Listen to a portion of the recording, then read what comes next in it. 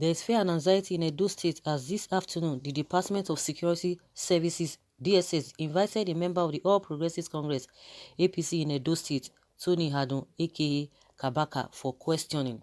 According to Edo AIT reports, the Nigerian Secret Police issued this invitation via a letter addressed to Tony Kabaka, Osakpawan Iyiro, the national chairman of RTEAN, and other APC leaders were also invited for questioning.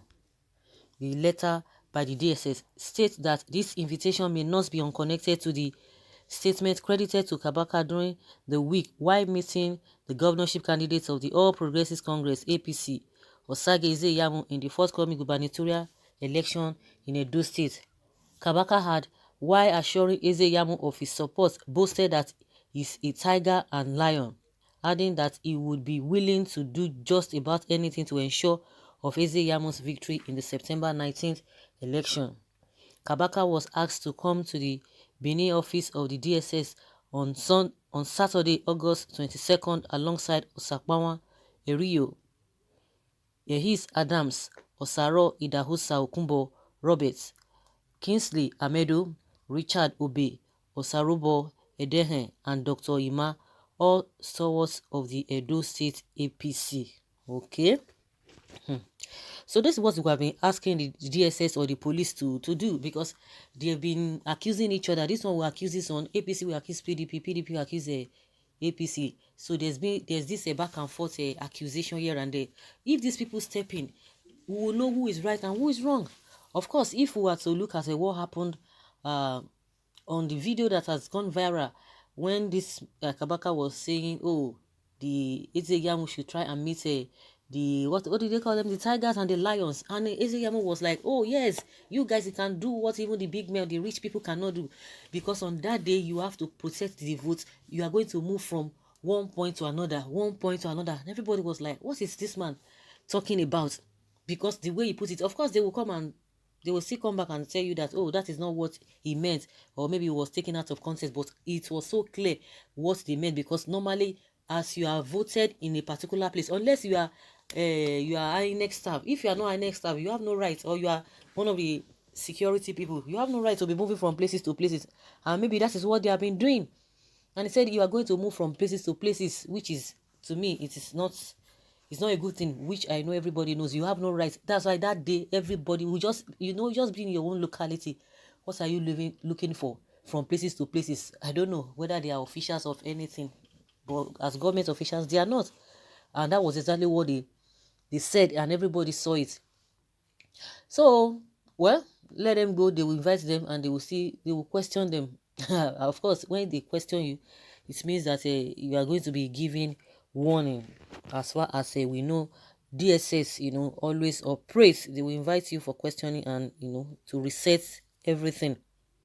And someone believes that this is a camouflage invitation, whichever way. If it requires them to invite people from the other side, good and fine, so that they will reset all of them, because this issue of throwing tantrums here and there, it's not going to help anybody. But the only thing we do is to scare people away on that day, and that is just what they are doing. It's going to take people who are courageous to be able to go out that day, because with the way things are going, like I said, this is just a campaign that they are doing, and we are hearing a lot of things. Then what will not happen that very day?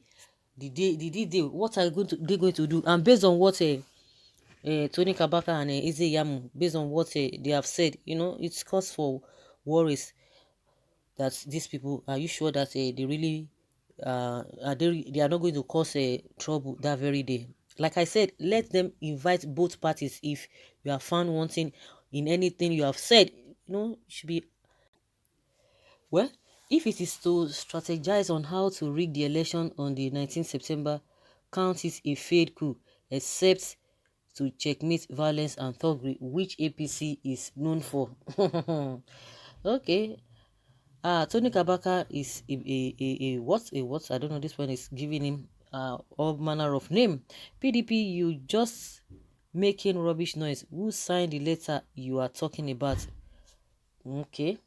This era of payback time during Jonathan and OBJ, you never see anything. APC they talk anyhow. All now strategy, all now to strategize. okay, you are supporting evil and killing in Edo. I pray that the killing which you are looking for, I hope it will not get to you. You have to be careful. Kogi State, Ekiti State, Osun State, etc. Just because of a federal might, okay, they were able to win in those states, but the letter was not signed by anybody. Okay, someone say, okay, I signed it. How could one person here say the invitation was a strategy to rig the forthcoming election? The same people who went ahead to accuse APC as a violent party. What a pity. It's a nice one, and someone says it's a welcome development. You know, there's trust issue in this country. Nobody trusts anybody. There is that trust issue. Nobody trusts even the government. Oh, that one is even the worst, because you might be thinking, oh, this is the way, but they've gone back because they don't follow the system. Whether the system is there, whether they decided not to follow the system, is something we don't really know. Everybody just does what he or she likes. So you can't take anything for granted. If you underestimate people, you could say, oh, it is true, maybe they are inviting him for to strategize or whatever, or just a camouflage so that it won't be as if he was not invited, so that they will know that the DSS or the security people, they are really working. And it could be that they just invited him, genuinely. But we cannot take anything away from this country. Don't underestimate anything. Don't look down on anything. Don't say, oh, not this cannot happen. Anything is possible. As far as this country is concerned, everything is possible. Recently, we heard that somebody just scammed the Nigerian army of almost 157 billion naira. Just one person and a whole institution. And you will be asking that, if that really happened again, just one company in the from the British again scammed the country, that I don't even know how far they have gone with that. Huge amount of money, and somebody signed on behalf of the country. We're even talking of army, but somebody signed on behalf of the country, and they don't even know who did that, and they want to get the money. So anything can happen in this country. Anything can happen. We talked about a lockdown. We talked about the international airport being closed, but we still see all this all these politicians, they are still traveling, and they will tell you, oh, it is those that are stranded, they are bringing those that are stranded. It's a lie. It's a lie. Of course, there are few ones, but they are using that as an avenue, as an excuse, taking people in and out, especially the so-called, well, maybe those who are in Aso Rock.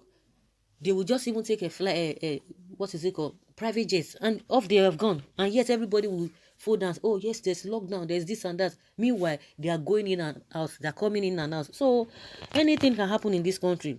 Anything. If you are still trusting all these people that oh yes, they are doing a good job, you just have to be careful. So guys, let us hear your opinion concerning the invitation by the DSS inviting Tony Kabaka and the rest. Leave your comments below and let us have your take. Thank you.